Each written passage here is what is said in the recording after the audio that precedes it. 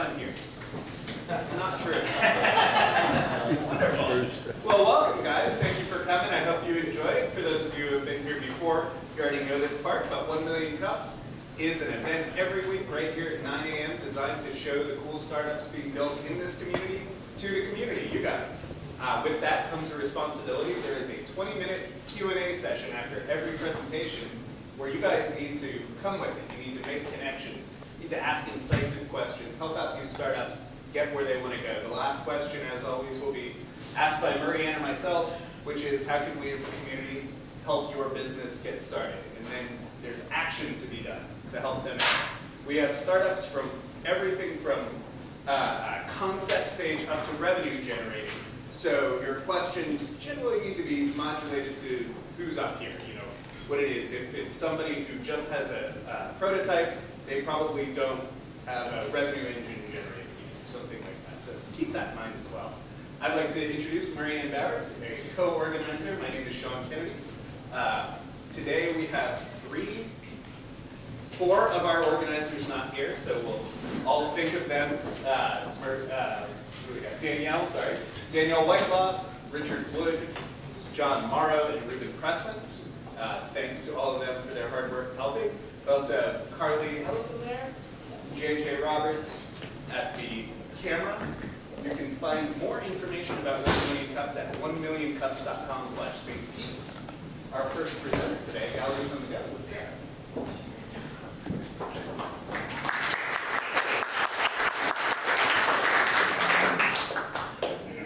Galleries on the Go is about creating a relationship between artists and community. We do this by brokering spaces in public places. Our goal is to provide a welcoming environment by creating a gallery collection in town halls and businesses. Jim Lawrence, I'm here from Town of Indian Shores.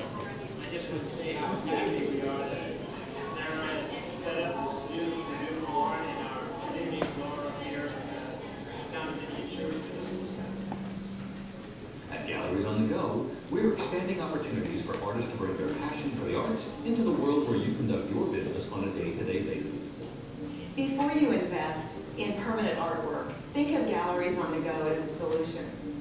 We can provide a vibrant display featuring all types of artwork, maintenance-free. You're going to love the way we dress your walls. To find out more about how to host a gallery in your workplace, call today. Okay, that's a synopsis. Now I'm going to go through a little bit of the why and what.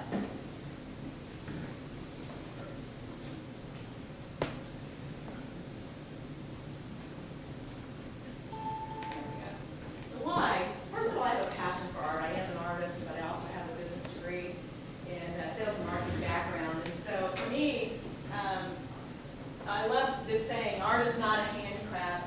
It's the transmission of feeling that artist has experienced. So finding a really great piece of art is a lot like finding a really great piece of chocolate or having good sex. It puts a smile on your face.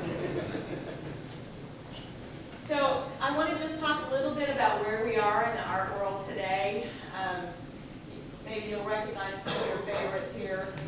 We know that we've been through an economic downturn, recession, all of those kinds of things. Nobody really wants to talk about that anymore, but it has had a really devastating effect on artists. And even though we're in recovery, a lot of artists are still struggling to find their way. Because for many, art is considered a luxury item.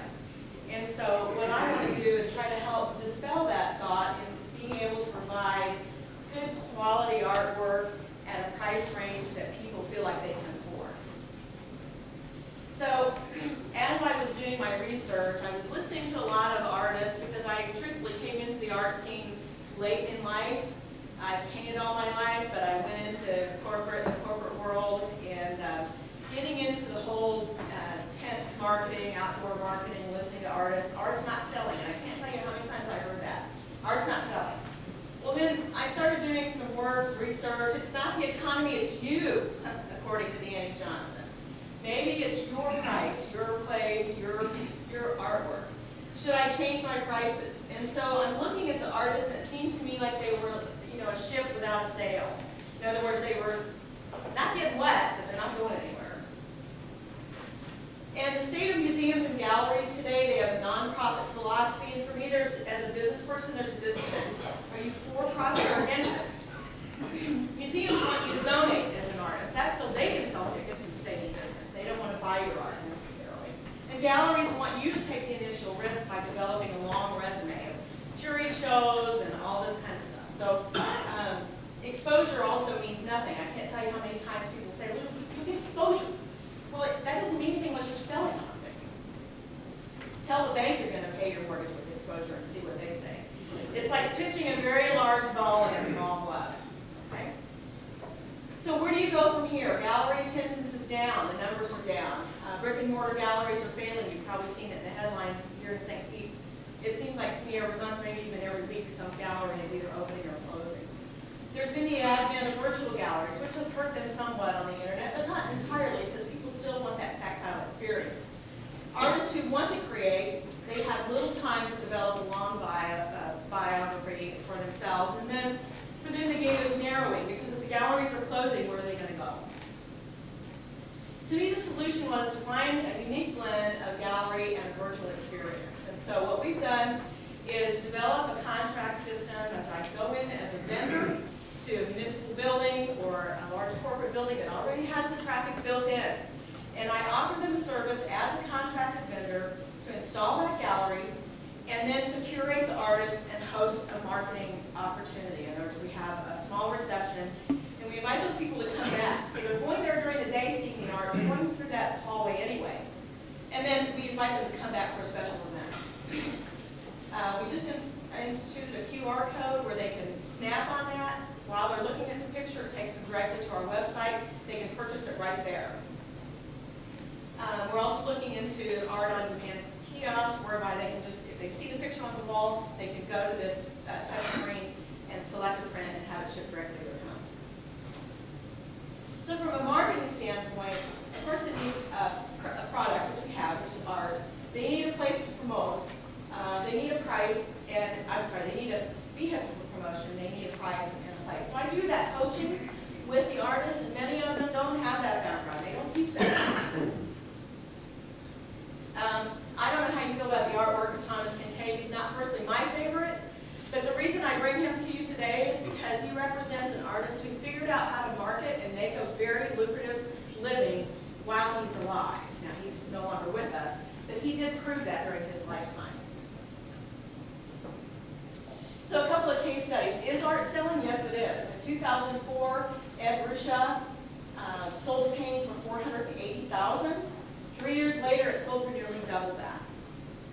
Artist Beatrice Milhays, her painting sold in 2006 for $190,000. 2 years later, it sold for more than twice that. So is art selling? Yes. Maybe your art isn't selling, but art is selling. Christie's and Sotheby's, the two art auction houses, had record years in 2012. Somebody's buying art.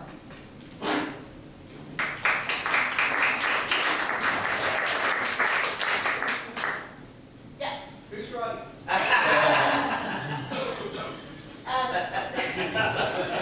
Thank you.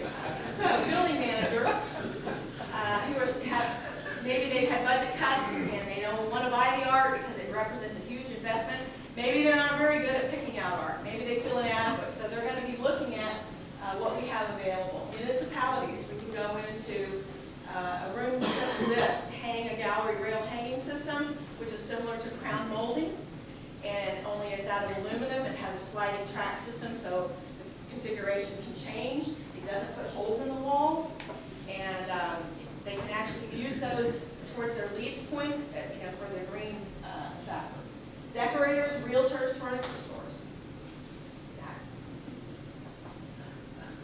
Anybody else?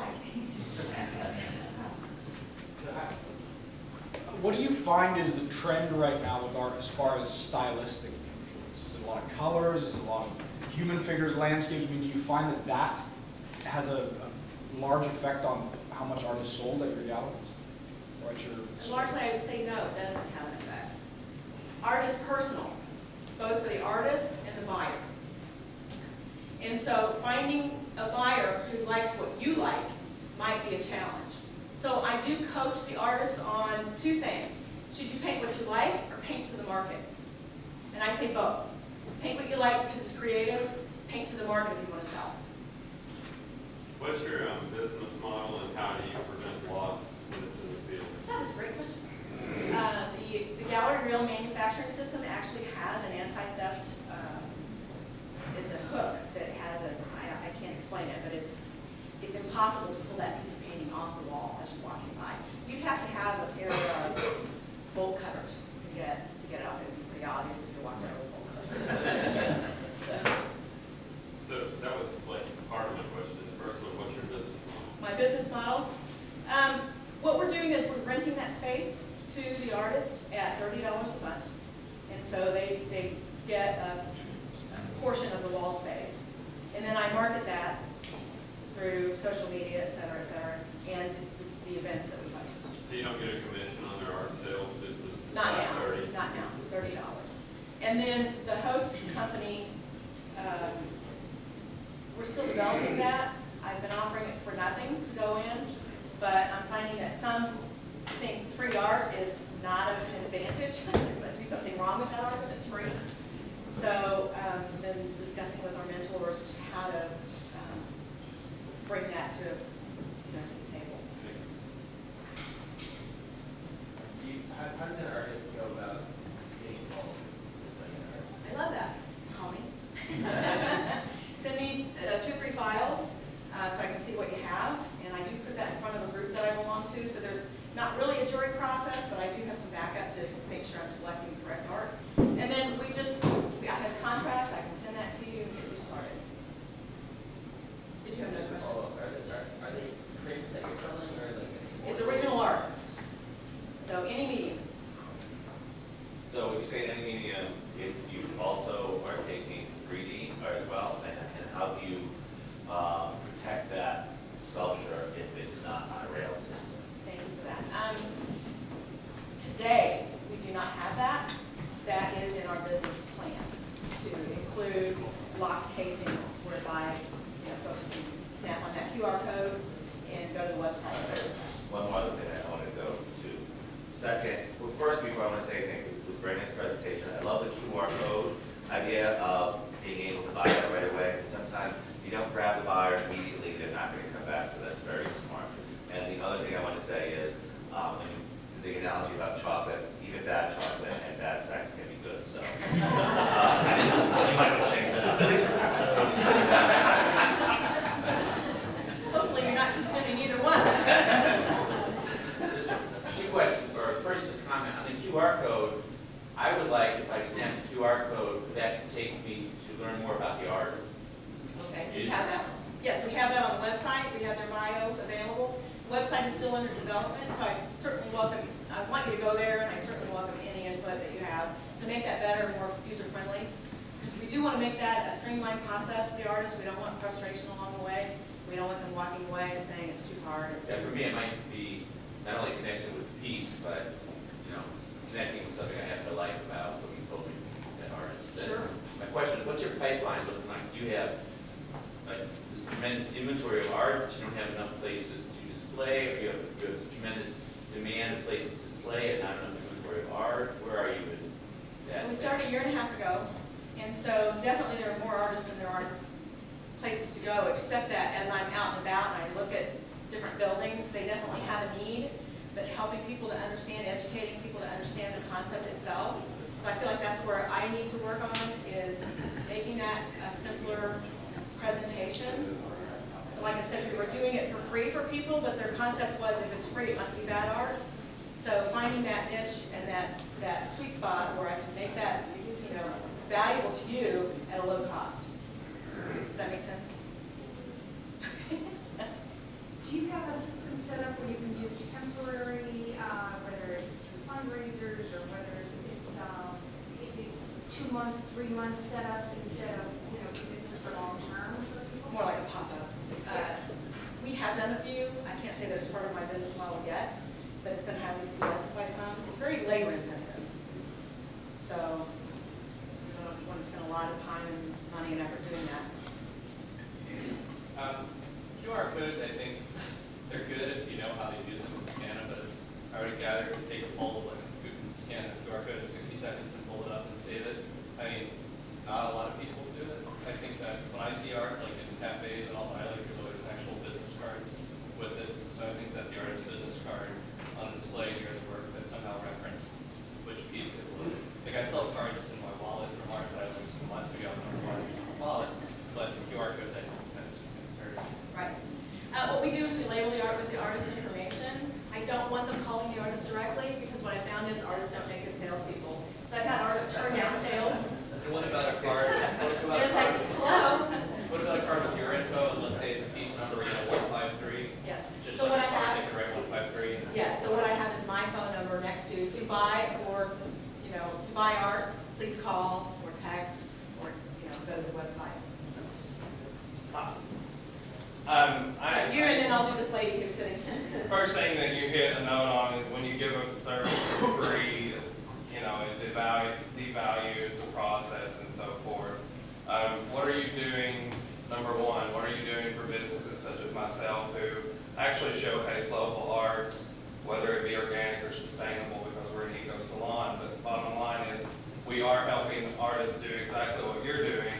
We are trying to be a part of this, so you are actually answering one of our problems with this. This is the solution to one of our problems. What are you doing for the person who's actually hosting? Are you helping promote them at all? Or is this all truly just about the artist? Yes, thank you. There is a co-marketing that goes on, so I do spend some time with you to try to discover what your needs are and how we can mold those events around what kind of crowd you need to bring in. So I'm obviously bringing my crowd to your place to host that event. It's usually at night, wine and cheese with live music. And then we put together with your list of folks or prospective customers or however you want that to look. So there is a lot of hand-holding with the venue itself for me to help you because that's what I want to do. A shared effort and marketing is much better. Is it almost like a trade for situation to where we're giving you a facility and you're helping us facilitate the program? Exactly. I manage the whole program for you. Wonderful. Thank you for doing that. I came in late, so if I missed this, I apologize. What is the duration of time typically that a business will take on this program? We've only been in business at 18 months. No, I mean, So- if we do it with you and you come into our business, what's the duration of time that art is up on the wall? The rotation is 60 days. 60 days, okay, sorry, thank you. But I think her question had to do with you don't want to be a pop-up, so how long a commitment do you want from I'd her? like to get a year. I'd like to get a year contract. Renewable at your, once it's over, if you don't want to do it, it didn't work out for you, no harm done. We take the rails down, they belong to me. Patch the walls, we're out of there. One of the questions that Chris had brought up, and it reminds me about working with the host. Are they able, because he's an eco salon, are you able to get the artwork to meet his client's needs or what he stands for? So stuff that would be a little bit more eco-friendly or so that you can kind of theme a show based on where it's going to be? That's excellent. We do try to do that because it's better for you. You're going to be happier with the gallery's solution if I'm not trying to tell you how to run your business. So there's a lot of discovery process. I talk to you and we try to meet mutually where it helps you, helps me, helps the artist get something sold, and so it's good for you, good for me, because I get paid and the artist gets something sold. And then quickly, is there a minimum amount of artwork that this business or facility has to have? Obviously, you don't want to go in there and put a rail system for one piece, but do you have a certain minimum of space size or that you need?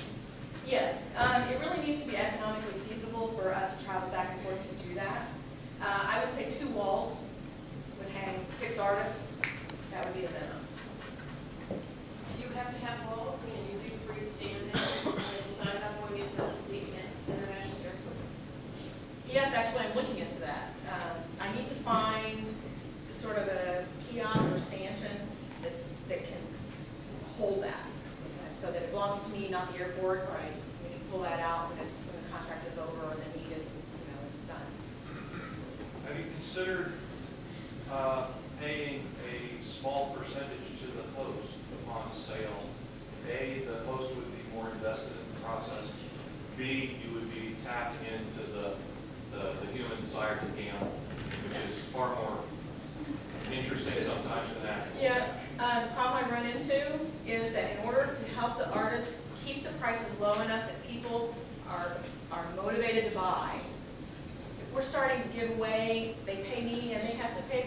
to the host, now they've barely covered their cost, and they're not interested, so they go away. Even a small percentage. We did might be- 10% with our very first. It's just a Yeah, and I'll finish. what if. Yeah, we did 10% with the City of Indian Shores, which was in the video.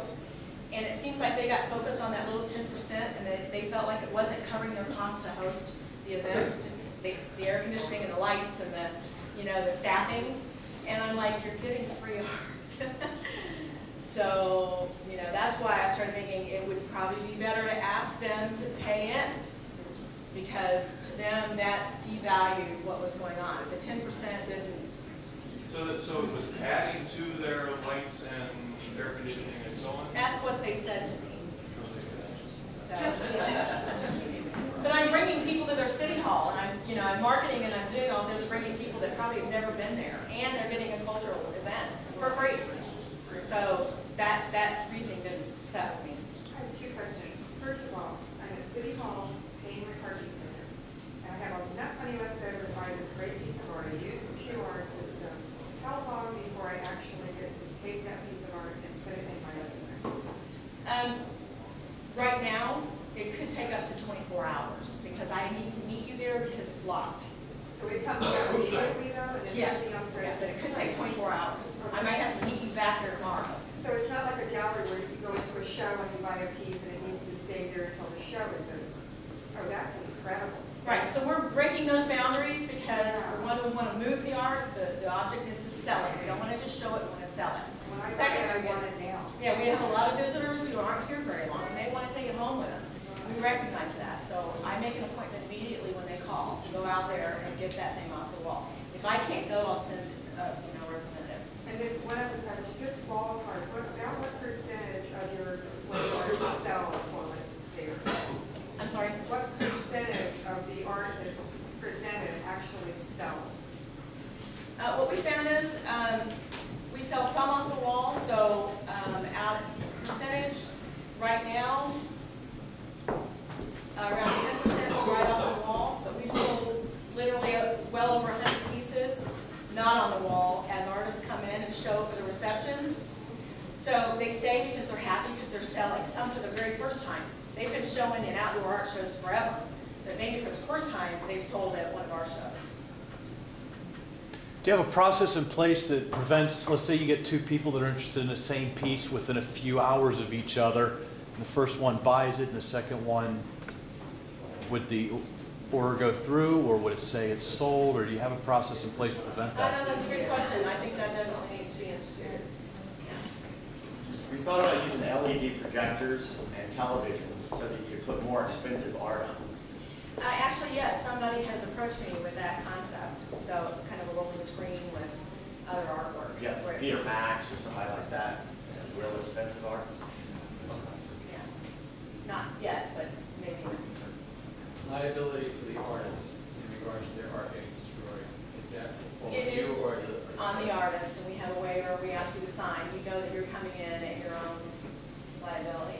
I do personally have vendor liability insurance as I go into the buildings, so that if your art falls on somebody and hurts them, it's covered. And you might laugh, but that actually happens to somebody. And the other question is, when does my relationship as an artist terminate with you?